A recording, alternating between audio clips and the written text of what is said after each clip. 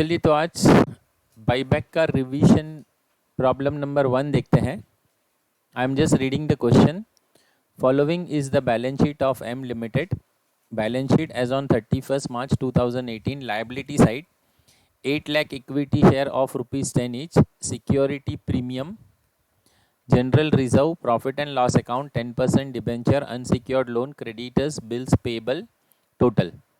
Then asset side, land and building, plant and machinery, furniture, investment, stock, debtors, bills receivable, bank, total. The company decided to buy back maximum number of equity share as may be permitted by law at a price of ₹20 per share.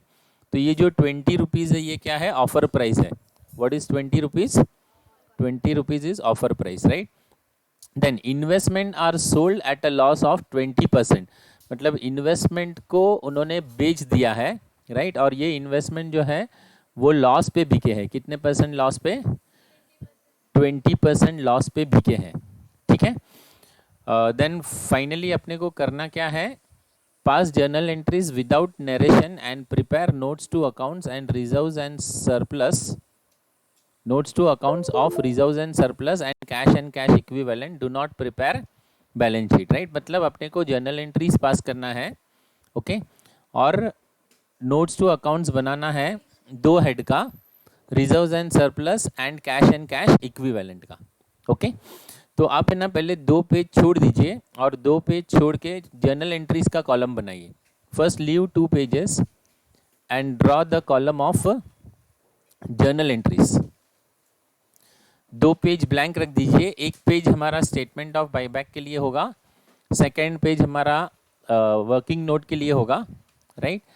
तीसरे page पे है ना journal entries के columns बनाइए.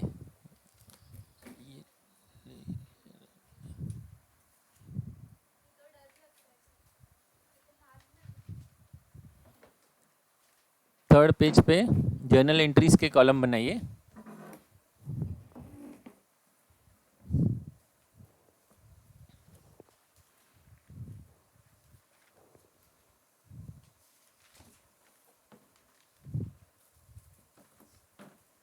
Okay अभी इसमें सबसे पहले अपने को इन्वेस्टमेंट सोल्ड का एंट्री करना पड़ेगा, राइट? तो इन्वेस्टमेंट सोल्ड का ट्रांजैक्शन देखिए क्या होता है. देखिए बाईबैक में आपको सबसे पहले इमेजिन करना है कि आप कौन है? कंपनी है. Who are you? You are company, right? अभी अगर आप इन्वेस्टमेंट बेच रहे हैं तो आपके पास क्या आएगा? चेक आएगा और बाहर क्या जाएगा? इन्वेस्टमेंट. Is that clear? तो इसका एंट्री कैसे बनेगा? देखिए जो आ रहा है उसको डेबिट करना है, मतलब बैंक डेबिट होगा, राइट? और इन्वेस्टमेंट लॉस पे बिका है बोला है ना, राइट? तो लॉस पे बिका यानी प्रॉफिट एंड लॉस भी क्या होगा? Debit, right? अगर प्रॉफिट पे बिकता तो प्रॉफिट एंड लॉस क्या होता? क्रेडिट होता, राइट? लेकिन उसमें क्वेश्चन में क्लियरली बोला है ना कि इन्वेस्टमेंट किस पे बिका है? लॉस पे बिका है, राइट? तो इसीलिए प्रॉफिट एंड लॉस भी डेबिट होगा और बाहर क्या जाएगा? इन्वेस्टमेंट. क्या एंट्री होगा बोलिए? नहीं, सबसे पहले क्या आ रहा है आपके पास? हाँ तो एंट्री बोलिए. Bank account debit, profit and loss account debit to investment. ठीक है. तो ये हमारा पहला एंट्री होगा. पहले एंट्री लिख लीजिए फिर हम लोग अमाउंट लिखेंगे. Bank account debit, profit and loss account debit to investment. Bank account debit, profit and loss account debit to investment.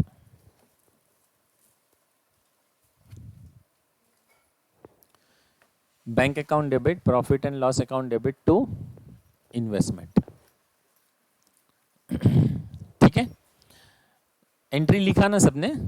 अभी देखिए इसका अमाउंट कैसे लिखेंगे हम लोग. उन्होंने बोला है investment are sold at a loss of 20%, at a loss of 20%, right? अभी देखिए इन्वेस्टमेंट का वैल्यू कितना है? 15 लाख. कितना है? 15 लाख, राइट? 15 लाख पे 20% कैलकुलेट कीजिए कितना होता है? 15 लाख पे 20% कैलकुलेट कीजिए कितना होता है?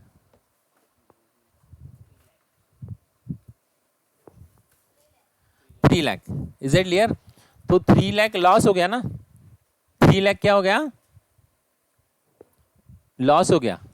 ओके, तो जो 3 लाख आपको लॉस मिला है ना, वो प्रॉफिट एंड लॉस में लिख दीजिए।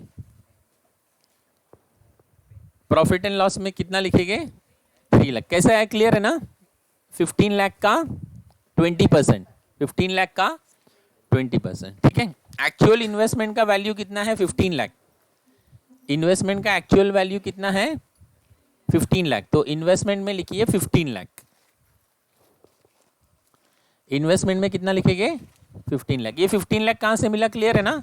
बैलेंस शीट में दिया है ना इसका वैल्यू, राइट। अभी 15 लाख वाला डिबेंचर अगर 3 लाख के लॉस पे बिका है, मतलब एक्चुअल पैसा मिलेगा कितना, 12 लाख। कितना मिलेगा, 12 लाख। 12 लाख कैसा है, क्लियर है ना? 15 lakh minus 3 lakh, 15 lakh minus 3 lakh, that comes to 12 lakh. Any doubt? पहला वाला एंट्री क्लियर है सबको, ठीक है ना?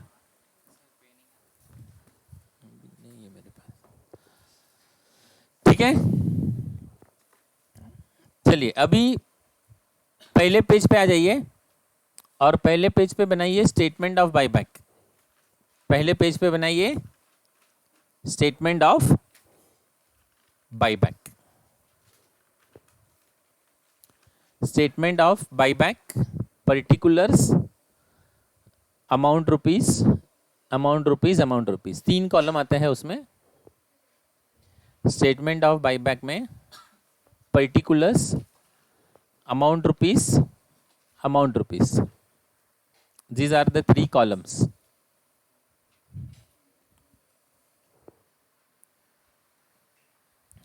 Particulars, amount rupees, these are the 3 columns. ठीक है,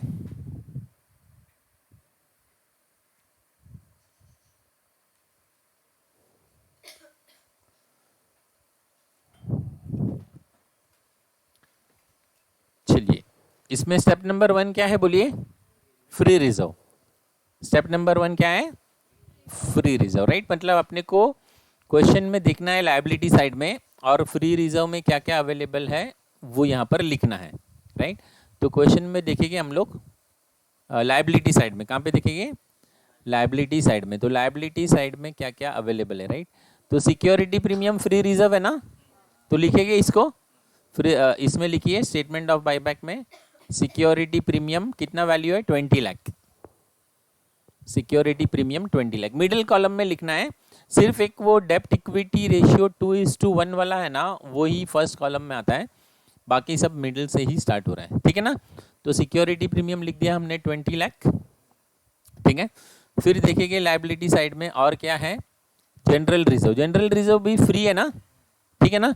आपको कैसे याद रखना है, अपना कीवर्ड याद है ना, post graduate diploma in finance, right. Security premium actual में फ्री नहीं है, लेकिन बायबैक के लिए उसको फ्री किया गया है, राइट। तो जनरल रिजर्व लिखेंगे कितना है, 10 lakh. General reserve is 10 lakh. फिर profit and loss account 50 lakh. Profit and loss account 50 lakh. Sorry अभी एक मिनट, हाँ, प्रॉफिट एंड लॉस अकाउंट यहाँ पे 50 है, लेकिन हम लोग ने एक एंट्री पास की है, देखिए उसमें 3 लाख का लॉस है ना, तो वो 50 में से उतना लॉस कम हो जाएगा, और प्रॉफिट एंड लॉस में बचेगा कितना, 47। बचेगा कितना, 47, इसलिए हमने वो एंट्री पहले पास कर लिया। तो अभी देखिए प्रॉफिट एंड लॉस अकाउंट में कितना आएगा, 47। कैसे आएगा, क्लियर है, इधर ब्रैकेट में लिख दीजिए। एक्चुअल बैलेंस शीट में कितना है, 50 लाख है, राइट, लेकिन माइनस 3 लाख का लॉस हुआ है ना इन्वेस्टमेंट बेच के, जो कि हम लोग ने प्रॉफिट एंड लॉस में उसको डेबिट किया है, right. So 50 lakh minus 3 lakh, that comes to 47 lakh, right. इसका टोटल कर दीजिए 77 lakh. What is the total, 77 lakh, right. तो ये मेरा स्टेप नंबर 1 कंप्लीट हो गया, राइट। फ्री रिजर्व के हिसाब से कितना अमाउंट आया, 77 lakh. Any doubt, step number 1 is clear.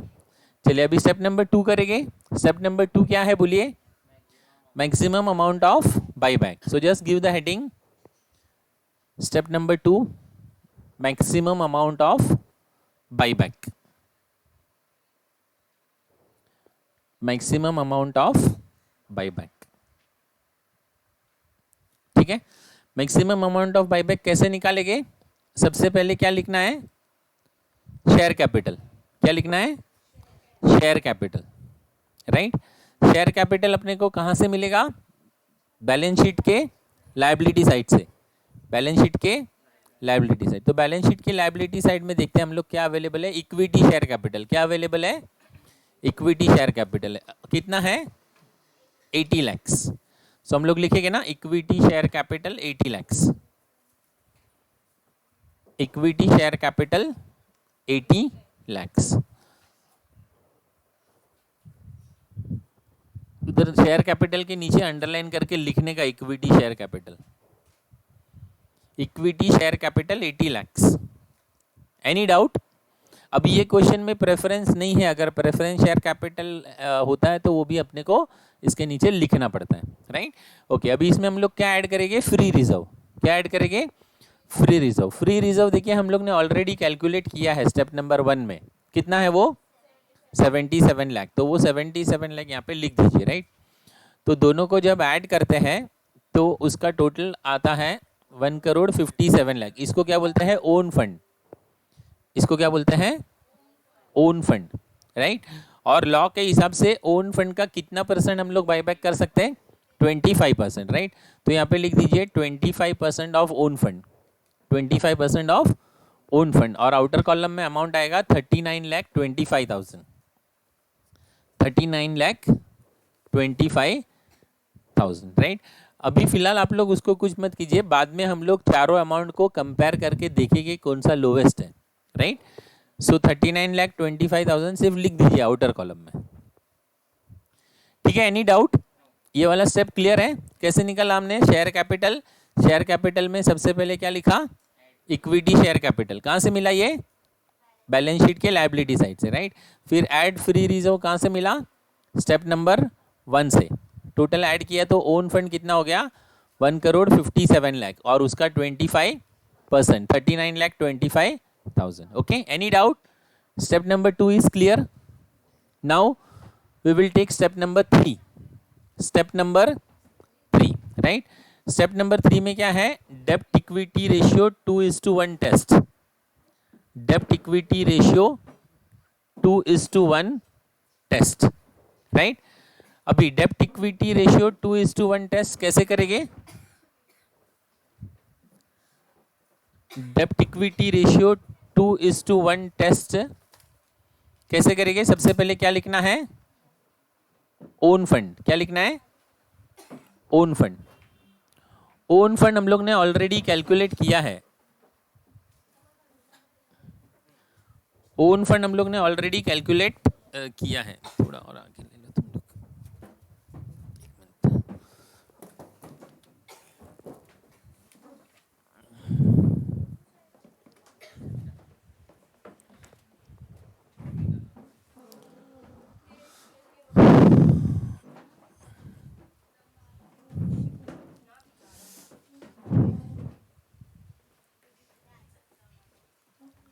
ठीक है ना. ओन फंड हम लोग ने ऑलरेडी कैलकुलेट किया है स्टेप नंबर 2 में. कितना है? 1,57 लाख. तो उसी को लिखे यहाँ पे.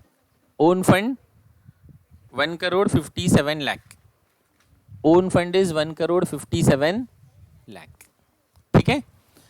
अपना नेक्स्ट स्टेप क्या है? लेस डेब्ट डिवाइड बाई 2. लेस डेब्ट डिवाइड बाई 2. ओन फंड कहां से मिला? क्लियर है ना? कहां से मिला बोलिए? स्टेप नंबर 2 से. ठीक है. अच्छा. अभी लेस डेब्ट डिवाइड बाई 2 में डेब्ट कौन सा है वो क्वेश्चन में देखेंगे हम लोग. तो देखिए क्वेश्चन में अपने पास है ना डेब्ट में 2 चीज दी है. एक है 10% डिबेंचर और एक है अनसिक्योर्ड लोन. ये दोनों भी डेब्ट है. राइट. तो वो दोनों डेब्ट हम लोग यहाँ पे लिखेंगे. 10% डिबेंचर कितना है? 20 लाख. और अनसिक्योर्ड लोन भी कितना है? 20 लाख. ठीक है ना. बैलेंस शीट लायबिलिटी साइड में 2 डेब्ट दिया हुआ है. 10% डिबेंचर 20 लाख और अनसिक्योर्ड लोन 20 लाख। अभी इसको फर्स्ट कॉलम में लिखना है, ठीक है। 10% डिबेंचर 20 लाख और अनसिक्योर्ड लोन 20 लाख, दोनों का टोटल कितना होता है 40 लाख। दोनों का टोटल कितना होता है 40 लाख। और उसको कितने से डिवाइड करना है 2 से। कितने से डिवाइड करना है, क्योंकि अपना हेडिंग है ना लेस डेब्ट डिवाइड बाय 2, राइट। तो ये 40 लाख को अगर मैं 2 से डिवाइड करता हूं तो मेरा आंसर कितना आएगा 20 लाख। आंसर कितना आएगा 20 लाख, ठीक है। अभी ये 1,57 लाख में से 20 लाख को मैं माइनस कर दूंगा तो मेरा आंसर कितना आएगा 1,37 lakh. 1,37 lakh. Any doubt? Step number 3 is clear. क्या है स्टेप नंबर 3? डेप्ट इक्विटी रेशियो 2:1 टेस्ट। कैसे करते हैं ये टेस्ट? सबसे पहले क्या लिखना है ओन फंड। ओन फंड कहाँ पे मिल जाएगा अपने को स्टेप नंबर 2 में। तो ओन फंड मैंने लिख दिया, उसमें से क्या करना है लेस डेप्ट डिवाइड बाय 2। डेप्ट अपने को कहाँ से मिलेगा बैलेंस शीट से। तो डेप्ट में दो चीजें हैं इस बार, 10% डिबेंचर और अनसिक्योर्ड लोन। तो वो मैंने दोनों लिख लिया, 10% डिबेंचर और अनसिक्योर्ड लोन। टोटल कितना हुआ 40 लाख। 40 लाख को 2 से डिवाइड करेंगे तो कितना आएगा 20 लाख और माइनस करेंगे तो 1,37 lakh. Any doubt? Step number 3 is clear. चलिए अभी करेंगे स्टेप नंबर 4। स्टेप नंबर 4 क्या है? Maximum number of equity shares. Maximum number of equity shares, right. तो अभी ये maximum number of equity shares कैसे निकालते हैं?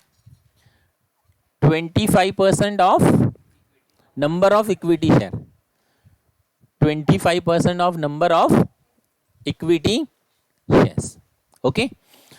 नंबर ऑफ इक्विटी शेयर्स अपने को बैलेंस शीट से मिलेगा। कभी डायरेक्टली दिया होता है और कभी नहीं भी दिया होता है। देखिए ये क्वेश्चन में डायरेक्टली दिया है, राइट। अगर ये नहीं भी दिया है तो आपको फेस वैल्यू और कैपिटल दिया होगा, ये दोनों नंबर से आपको नंबर ऑफ शेयर्स निकालने आना चाहिए। क्लियर है ना? कैपिटल को किससे डिवाइड कर देंगे? फेस वैल्यू से डिवाइड कर देंगे तो नंबर ऑफ इक्विटी शेयर मिल जाएगा, राइट। अभी ये क्वेश्चन में आपको वो दिक्कत करने की जरूरत नहीं है क्योंकि ये ऑलरेडी दिया हुआ है, राइट। तो नंबर ऑफ इक्विटी शेयर कितना है 8 लाख। कितना है 8 लाख। तो हम लोग यहाँ पे लिखेंगे 25% of 8 lakh equity share. 25% of 8 lakh equity share, ठीक है। अभी 8 लाख इक्विटी शेयर का 25% कैलकुलेट कीजिए, कितना होता है 2 लाख, राइट। तो आपका आंसर आएगा 2 lakh equity share. What will be your answer? 2 lakh equity share. 2 lakh equity share. यहां तक क्लियर है? ठीक है। अभी इसको किससे मल्टीप्लाई करना है? ऑफर प्राइस से। किससे मल्टीप्लाई करना है? ऑफर प्राइस से। तो क्वेश्चन में ऑफर प्राइस दिया हुआ है। ऑफर प्राइस कितना है 20 रुपीज। कितना है 20 रुपीज। स्टार्टिंग में हम लोग ने जब भी रीड किया तभी देखा था ना, एज में be permitted by law at a price of ₹20 पर शेयर, राइट। तो ऑफर प्राइस कितना है 20 रुपीज। तो इसको 20 रुपीज से मल्टीप्लाई कर लो तो आपको फोर्थ वाला अमाउंट भी मिल जाएगा 40 लाख। फोर्थ वाला भी अमाउंट मिल जाएगा कितना 40 लाख। Any doubt?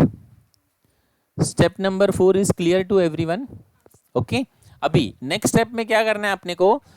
ये चारों में से जो लोएस्ट अमाउंट है ना उसको हाईलाइट करना है, राइट। आप लोग एक बॉक्स बना देंगे। अभी देखिए पहला अमाउंट कितना है, देखिए 77 लाख। स्टेप नंबर 1 का अमाउंट कितना है 77 लाख। स्टेप नंबर 2 का अमाउंट है 39,25,000, ठीक है। स्टेप नंबर 3 का अमाउंट है 1,37 लाख। 1,37 लाख। और स्टेप नंबर 4 का अमाउंट है 40 लाख। स्टेप नंबर 4 का अमाउंट है 40 लाख। तो ये चारों में लोवेस्ट कौन सा है बोलिए? स्टेप नंबर 2 लोवेस्ट है ना, तो इसको आप हाईलाइट कर दीजिए, मतलब एक बॉक्स बना दीजिए, ठीक है ना। तो ये अपना होगा amount of buyback. Amount of buyback कितना है 39,25,000, राइट। अभी अपने को क्या करना पड़ेगा? अपने को ऑफर प्राइस दिया है ना, तो अपने को number of shares find out करना पड़ेगा। क्या फाइंड आउट करना पड़ेगा? Number of shares. तो क्या करना है, ये जो लोवेस्ट अमाउंट मिला ना, ये लोवेस्ट अमाउंट लेने का और उसको किससे डिवाइड करने का? ऑफर प्राइस से। किससे डिवाइड करने का? ऑफर प्राइस 20 रुपया है ना, राइट। तो अभी ये अपना स्टेटमेंट ऑफ बाईबैक कंप्लीट हो गया, राइट। स्टेटमेंट ऑफ बाईबैक खत्म हो गया। उसके नीचे आपको क्या करना है 39,25,000 जो कि लोवेस्ट अमाउंट है उसको 20 रुपये से डिवाइड करना है, क्योंकि 20 रुपया जो है वो क्या है ऑफर प्राइस है, राइट। तो इसको 20 से डिवाइड कीजिए, कितना आता है 1,96,250। ये जो आंसर आया ये क्या है, शेयर्स है। क्या है, शेयर्स है। मतलब कंपनी कितने शेयर्स बायबैक कर सकती है, 1,96,250। ठीक है, तो इसके नीचे आपको एक कंक्लूजन लिखना है। क्या लिखेंगे, कंपनी कैन बाय बैक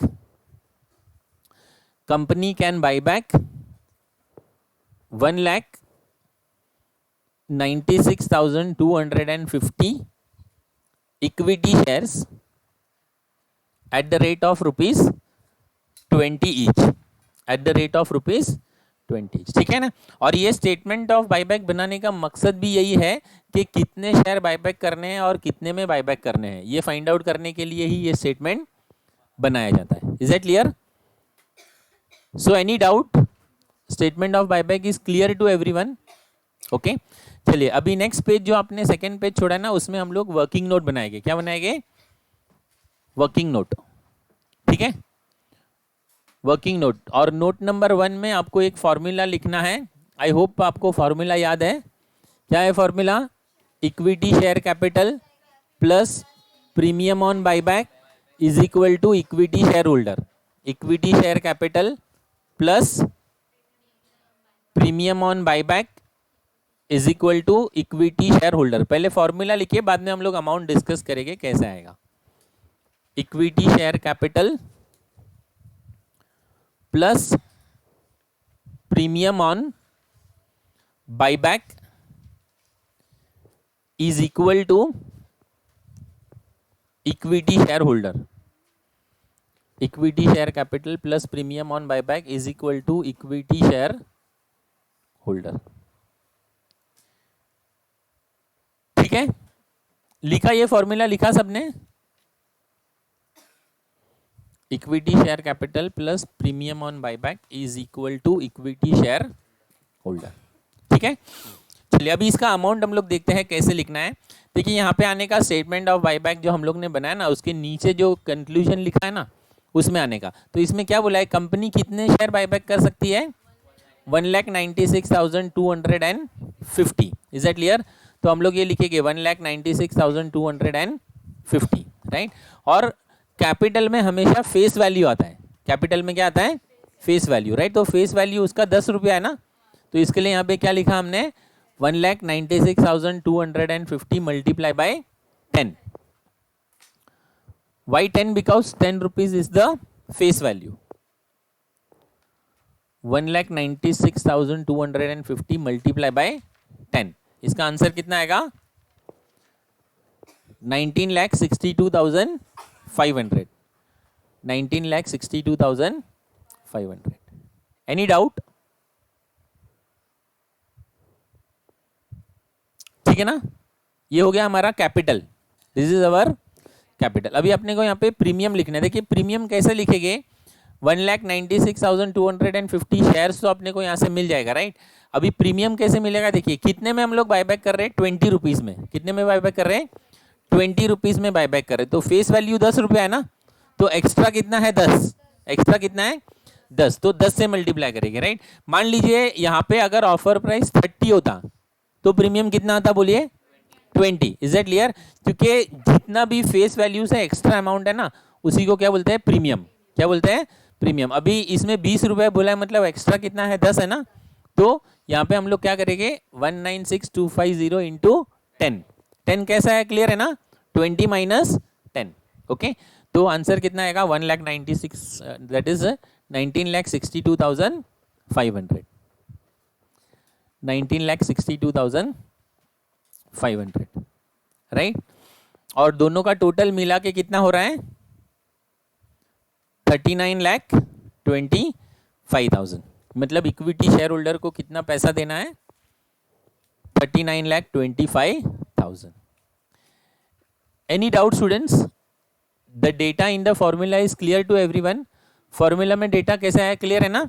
ये 196,250 अपने को उधर से मिल गया स्टेटमेंट ऑफ बायबैक के नीचे से, 10 रुपया उसका फेस वैल्यू है, इसके लिए 10 से मल्टीप्लाई किया। यहाँ पर भी 20 रुपये में बायबैक किया, यानी एक्स्ट्रा 10 रुपया है, इसके लिए यहाँ पे 10 से मल्टीप्लाई किया। Is that clear? तो ये तीनों डेटा क्लियर है ना। अभी अपने को सबसे पहले प्रीमियम का अरेंजमेंट करना है। किसका अरेंजमेंट करना है? प्रीमियम का, राइट। तो प्रीमियम का अरेंजमेंट करने के लिए क्वेश्चन में जाके देखने का, राइट। अभी मेरे को कितना प्रीमियम चाहिए? 19,62,500, राइट। तो मेरे पास लायबिलिटी साइड में हम लोग जाके देखेंगे, लायबिलिटी साइड में हम लोग जाके देखेंगे सिक्योरिटी प्रीमियम में कितना पैसा है। तो सिक्योरिटी प्रीमियम में 20 लाख रुपया है। कितना है? 20 लाख रुपया है। तो मेरा काम इससे हो जाएगा ना, राइट। कितने की जरूरत है? 19,62,500। तो यहाँ पे मैं, आप लोग शॉर्टकट भी लिख सकते हैं, सिक्योरिटी प्रीमियम से मैंने ये पैसा अरेंज कर लिया, राइट। तो वहाँ पे एक एरो बना के लिख दीजिए सिक्योरिटी प्रीमियम, और you can write SP also. कितना मैंने अरेंज कर लिया? 19,62,500, 19,62,500, ओके।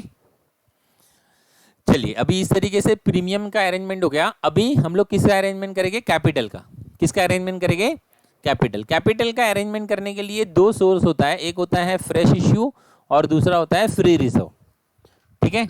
एक होता है फ्रेश इश्यू और दूसरा होता है फ्री रिजर्व। अभी क्वेश्चन में फ्रेश इश्यू के बारे में दिया नहीं है, राइट। अगर फ्रेश इश्यू किया होता तो उन लोग क्वेश्चन में बताते हैं कि इतना शेयर्स हम लोग ने मार्केट में फ्रेश इश्यू किया है, राइट। तो फिर बेसिकली अपने को क्या यूज करना पड़ेगा? Free reserve, right. तो अभी फ्री रिजर्व में देखिए अपने पास जनरल रिजर्व में 10 लाख है और प्रॉफिट एंड लॉस अकाउंट में 50 लाख है। तो हम लोग ऐसे भी कर सकते हैं, जनरल रिजर्व का 10 लाख, बाकी का प्रॉफिट एंड लॉस है। अदरवाइज सिंपल ये है कि प्रॉफिट एंड लॉस में इसमें कम पड़ रहा है ना थोड़ा, तो पूरा हम लोग इसी से अरेंज कर लेते हैं। किससे अरेंज करेंगे? प्रॉफिट एंड लॉस से। Is it clear? ऐसा कोई रूल नहीं है, इवन आप जनरल रिजर्व से 10 लाख लेके बाकी का जो भी 9,62,500 प्रॉफिट एंड लॉस से लेके तो भी करेक्ट है, राइट। या पूरा प्रॉफिट एंड लॉस से लेके तो भी करेक्ट है, राइट। तो हम लोग एक काम करते हैं कि जब प्रॉफिट एंड लॉस में पूरा अवेलेबल है तो हम लोग पूरा किस में से अरेंज कर लेंगे? प्रॉफिट एंड लॉस से, राइट। तो हम लोग यहाँ पे प्रॉफिट एंड लॉस से पूरा 19,62,500 यूज कर रहे हैं, ठीक है ना। 19,62,500 पूरा मैंने कहाँ से यूज किया? प्रॉफिट एंड लॉस से यूज किया। Any doubt? राइट। अभी देखिए, एक बार आपका ये वर्किंग नोट बन गया ना तो पूरी एंट्रीज भी इसी के अंदर है। Is it clear? चलिए, अभी हम लोग जाते हैं जर्नल एंट्रीज पे। इसमें एक इन्वेस्टमेंट सोल्ड वाला हम लोग ने ऑलरेडी लिख दिया ना एंट्री, ठीक है ना। चलिए, अभी जर्नल एंट्रीज में जाते हैं और ऊपर हेडिंग लिखेंगे 4 एंट्रीज है इसकी। बाईबैक की कितनी एंट्री है? 4। क्या है उसका कीवर्ड? BMCP। कीवर्ड क्या है उसका? BMCP, right. BMCP, okay. अभी देखिए, मैं आपको इसका विजुअलाइजेशन दिखाता हूं ताकि आपको एंट्रीज पास करने के लिए इजी हो जाए। बाईबैक ड्यू का मतलब क्या है कि कंपनी जो है ये शेयर्स खरीद रही है, राइट। तो अगर कंपनी शेयर्स खरीद रही है ना तो उतना कैपिटल क्या करना पड़ता है? कम करना पड़ता है। Is it clear? और कैपिटल कहाँ पे होता है? बैलेंस शीट के लायबिलिटी साइड में, राइट। और लायबिलिटी का नॉर्मल बैलेंस क्या होता है? क्रेडिट। तो उसको लिए क्या करेंगे? उसको डेबिट करेंगे। शेयर कैपिटल को क्या करेंगे? डेबिट करेंगे, राइट। और कंपनी प्रीमियम पे कर रही है ना तो उतना कंपनी के लिए लॉस है, तो इसके लिए प्रीमियम ऑन बायबैक को भी क्या करेंगे? Debit, right. और ये पैसा देना किसको है? इक्विटी शेयर होल्डर को। तो to equity shareholder. Entry क्या आएगा बोलिए? Equity share capital debit, premium on buyback account debit to equity shareholder. Is it clear? ये इसका विजुअलाइजेशन से भी आपको अच्छे से पता चलेगा। अदरवाइज ये कि ये जो वर्किंग नोट हमने बनाया ना उससे भी हो जाता है। ये इक्विटी शेयर कैपिटल को डेबिट करना है, प्रीमियम ऑन बायबैक को भी डेबिट करना है और इक्विटी शेयर होल्डर को क्या करना है? क्रेडिट करना है, ठीक है। लिखिए, पहले एंट्री लिखिए, उसके बाद हम लोग अमाउंट लिखेंगे। Equity share capital account debit, premium on buyback account debit to equity shareholders, ठीक है। अमाउंट वही वर्किंग नोट से हम लोग ले सकते हैं, राइट। शेयर कैपिटल का अमाउंट कितना है? 19,62,500। तो यहाँ पे उतना लिखेंगे 19,62,500, ठीक है। चलिए, फिर से वर्किंग नोट में देखेंगे प्रीमियम का अमाउंट कितना है? 19,62,500। तो वही सेम अमाउंट हम लोग यहाँ पे लिखेंगे 19,62,500, राइट। और दोनों मिला के टोटल करके इक्विटी शेयर होल्डर में यहाँ से भी लिख सकते हैं, अदरवाइज वो दोनों डेबिट का टोटल कर देंगे तो भी 39,25,000 आ जाएगा। ठीक है, एनी डाउट? बी का एंट्री क्लियर है, बाई बैक ड्यू, राइट। चलिए, एम का मतलब क्या होता है? Meeting the premium, meeting the premium, right. अभी देखिए वर्किंग नोट में देखने का प्रीमियम हमने कहां से अरेंज किया है? सिक्योरिटी प्रीमियम से। कहां से अरेंज किया है? सिक्योरिटी प्रीमियम से, राइट। देखिए इसका भी विजुअलाइजेशन देखिए, प्रीमियम ऑन बायबैक अपने को कहां से अरेंज करना है? सिक्योरिटी प्रीमियम से। कहां से अरेंज करना है? तो सिक्योरिटी प्रीमियम बैलेंस शीट के लायबिलिटी साइड में होता है ना। इसका नॉर्मल बैलेंस क्या होता है? क्रेडिट। क्या होता है? क्रेडिट। तो जितना यूज करेंगे उतना कम होगा ना, तो इसको हम लोग डेबिट करेंगे, राइट। और किस लिए यूज कर रहे हैं हम लोग? प्रीमियम ऑन बाईबैक के लिए। तो क्या एंट्री आएगा बोलिए? Security premium account debit to premium on buyback. यहां से भी एंट्री बन जाता है, देखिए इसको डेबिट करना है और प्रीमियम ऑन बायबैक को क्रेडिट करना है। Okay, so security premium account debit to premium on buyback, security premium account debit to premium on buyback 19,62,500, 19,62,500। Any doubt? Meeting the premium is clear?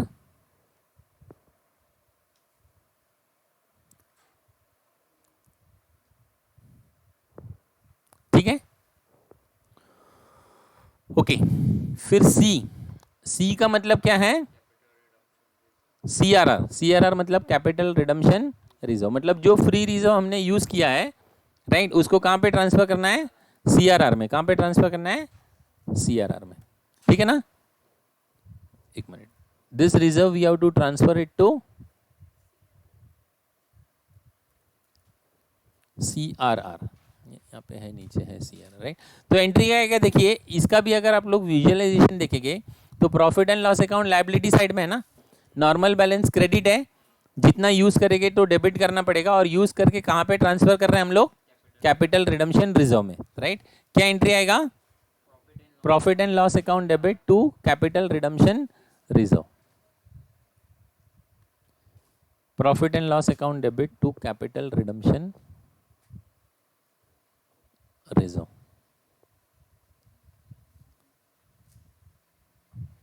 ठीक है, अभी एक मिनट है, अमाउंट उसका, हाँ अमाउंट एक मिनट चेक कर लेते हैं। अमाउंट कितना है? 19,62,500, 19,62,500, 19,62,500। ठीक है, ये हो गया सीआरआर का एंट्री, राइट। पी का मतलब है पेमेंट। पी का मतलब क्या है? पेमेंट। तो अभी आपको क्या सोचना है? आपको ने कंपनी है, राइट। आप पेमेंट कर रहे तो चेक बाहर जाएगा, बैंक को क्रेडिट करेंगे, और किसके पास जाएगा? वो is the receiver, equity shareholder. क्या एंट्री आएगा बोलिए? Equity shareholder account debit to bank account. ठीक है, तो entry will be equity shareholder account debit to bank account,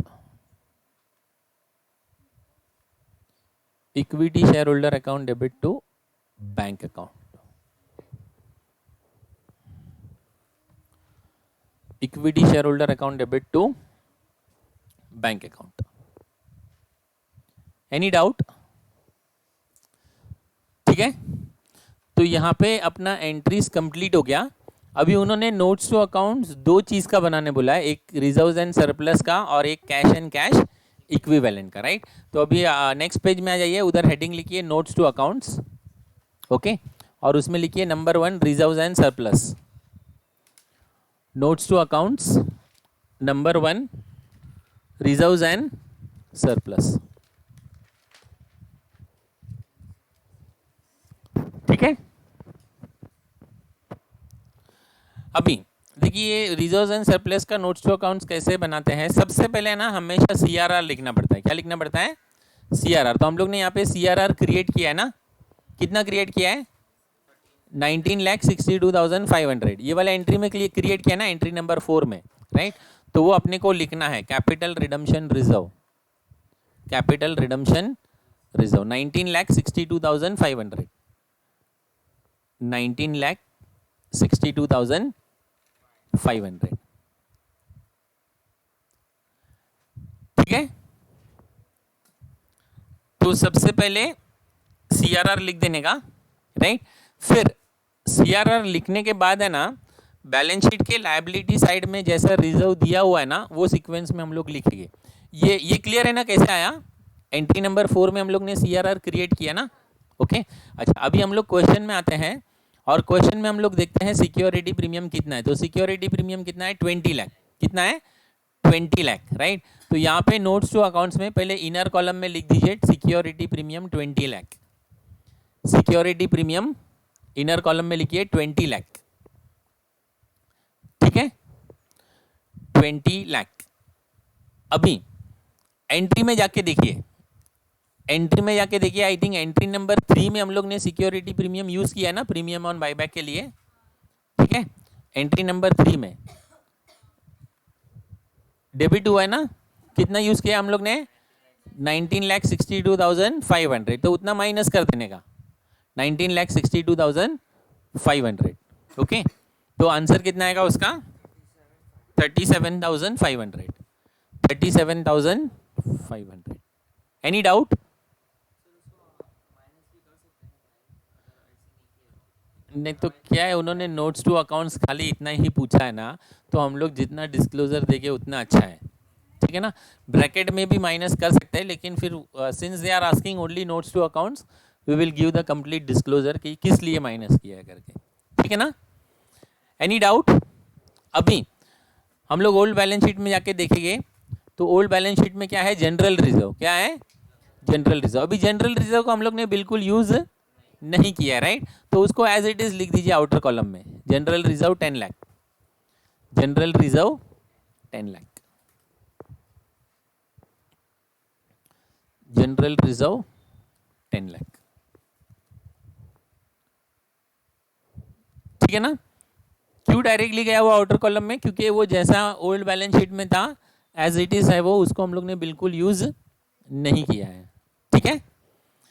चलिए फिर से अभी क्वेश्चन में जाके देखते हैं बैलेंस शीट में नेक्स्ट क्या है। प्रॉफिट एंड लॉस है। क्या है? Profit and loss. तो प्रॉफिट एंड लॉस को इनर कॉलम में लिखिए 50 लाख। प्रॉफिट एंड लॉस को इनर कॉलम में लिखेंगे 50 लाख, ठीक है, 50 लाख लिखा। अभी एंट्रीज में आ जाइए, देखिए एंट्री नंबर 1 में आपको मिलेगा लॉस, लॉस था ना एंट्री नंबर 1 में, देखिए 3 लाख का लॉस है ना, इन्वेस्टमेंट बेचने पे लॉस हुआ है ना, तो वो यहाँ पे लिखने का minus less loss on sale of investment 3 lakh, loss on sale of investment 3 lakh, loss on sale of investment 3 lakh,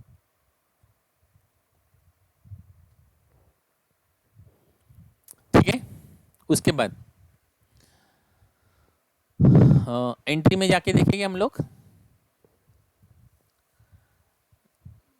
entry में जाके देखेंगे तो CRR में ट्रांसफर किया है ना, कितना? 19,62,500। तो यहाँ से माइनस कर दीजिए, लेस ट्रांसफर टू CRR 19,62,500, ठीक है। कितना आंसर आएगा? 27,37,500। अभी आप लोग के माइंड में एक क्वेश्चन रहेगा, सर क्या फ़र्क पड़ता है, इधर से माइनस कर दिया और इधर उसको सेपरेटली दिखा दिया तो वो टोटल में तो आ ही जाता है, ठीक है ना।